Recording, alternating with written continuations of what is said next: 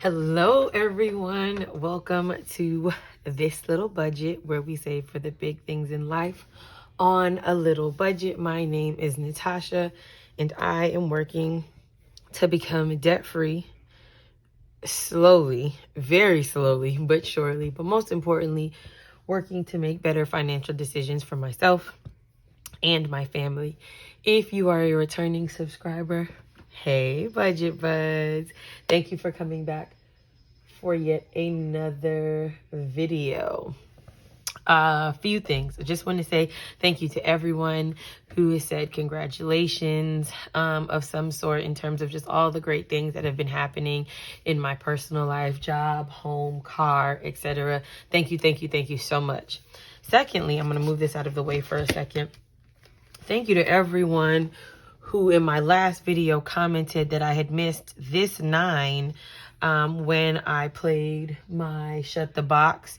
So I was able to take money out of my petty cash box and add the $9.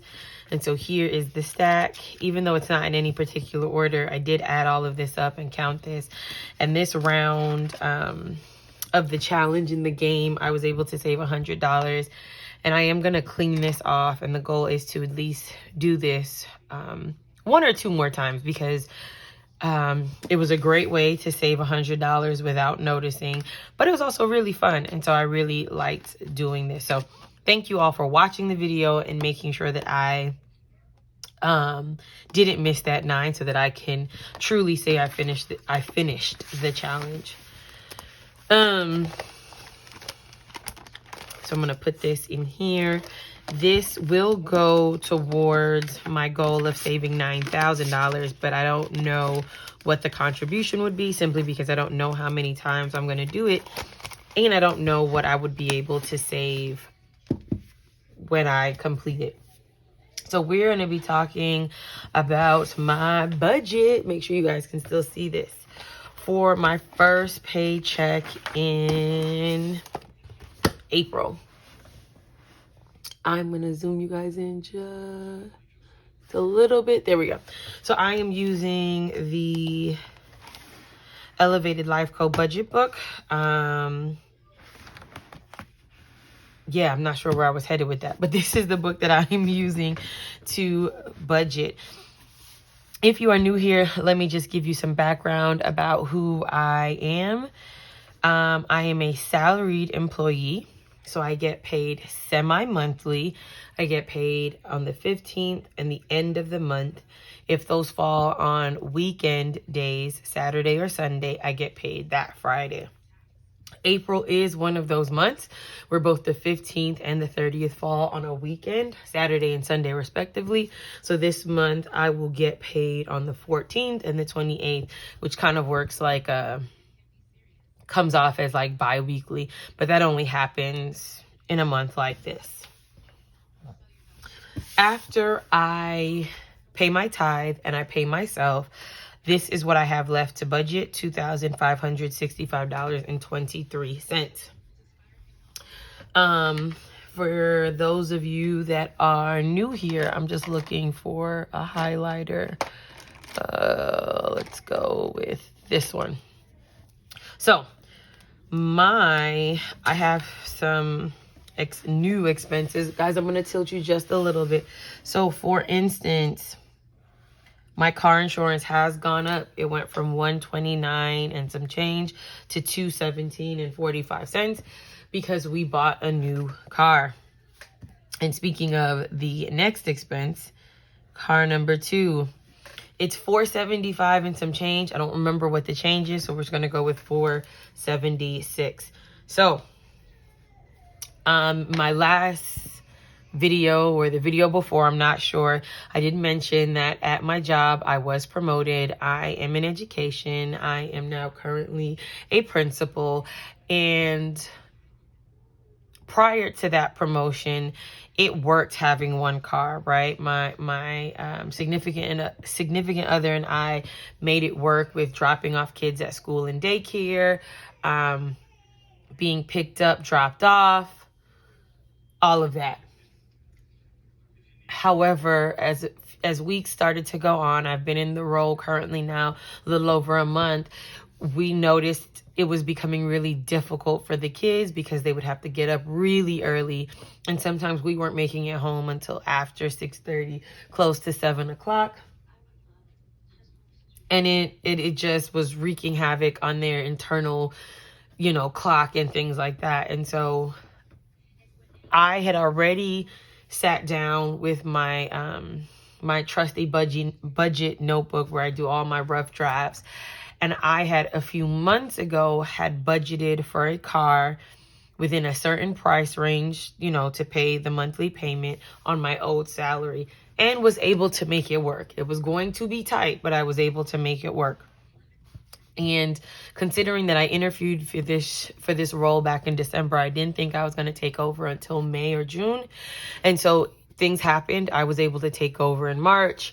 My new salary kicked in that same month, and we just went ahead and decided to move forward on a second car just so that the kids are able to get picked up, get home in time to relax, play, have dinner, showers, and bath, and did not have to get up at the crack of dawn with me to make sure that I got to work on time. I can move a little bit more freely, and there's just a bit more freedom being a 2-car family now. And so just grateful that we were able to make this move.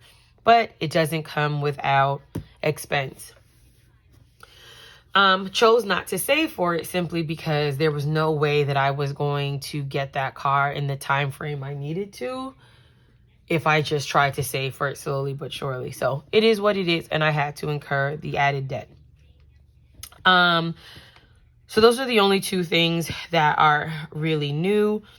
My city credit card, of course, I pay the minimum for that. I have been using my Costco card for some things, so there's just that I'm now paying back again.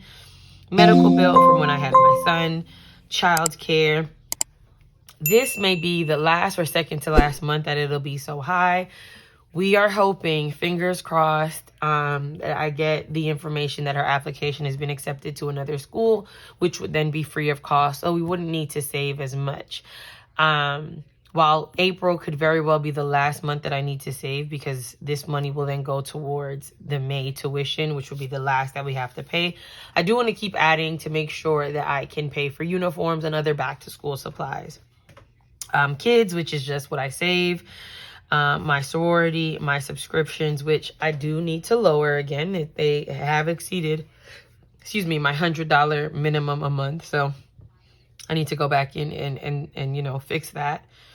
And for hair, I do have a hair appointment between pay periods. And so because I'm not stuffing my sinking funds as normal, I do have to budget for that when it does come up. So that brings me a total of $1,759.69. And I am left with $805.54. So my expenses have gone up. And if we look at March,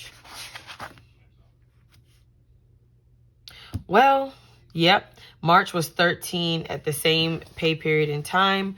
The expense there was $1,308.94. So that accounts for the car as well as insurance, but I didn't need to budget for as much for hair because my daughter isn't getting her hair done. So it kind of balances out. So from that $805.54, I did need to reduce some sinking funds here. I'm keeping, not sinking funds, cash envelopes, my variable expenses. I am keeping groceries the same and gas the same. Groceries is panning out to not be enough, just between growing children, snacks for lunches, snacks for home, and just dinner items. Gas is turning out to work now that my significant other is responsible for the other car. I'm responsible for my own. I reduced household to 30. Just needed to make a cut somewhere. I reduced spending down to 5, which at this point doesn't really mean much in terms of this would just be some petty cash to have on hand. I reduced food to 10. I reduced kids to 5, and I reduced miscellaneous to 5. So rather than the normal $380, I'm down to $335, which leaves me with $470 and 54 cents to budget with. And so for the sinking funds that I do need to stuff continuously, that is going to be $189 for my savings challenges. So that includes my 100 envelope challenge, my 52 traditional week, my 52 $1,000, plus the kids savings challenge is going to bring me up to $275. And I'm left with an account buffer of $6.54. So basically, I have now a zero-based budget. So I accounted for all $2,565.23. The major things that are going to have to happen, and that I'm going to use purple for this, that I'm going to have to focus on in the next few months, which may mean I just need to change my budget, and that is okay, right? Budgets are fluid. I'm going to have to work on just reducing my Costco debt again, or just bringing back that down, as well as my medical debt, just being more aggressive with that again to get that down, and reducing subscriptions so that in total for the month, right now I'm about at a little under 120. I need to reduce it down to maybe one or two subscriptions to get that back under 100. And ideally, I need to figure out how to start budgeting back for hair again.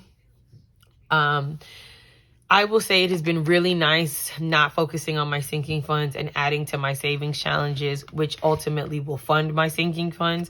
But just now that we've added in some new debts, I think it's going to be more important for me to maybe go back to stuffing my sinking funds. I'm not 100% sure how I'm going to work that out, but I will. I will say there will be some more debt accrued over the next few months. I do need to travel, and my travel fund is not going to be enough to make that happen. I could dip into my emergency fund to reduce the amount of debt, and that is also a possibility.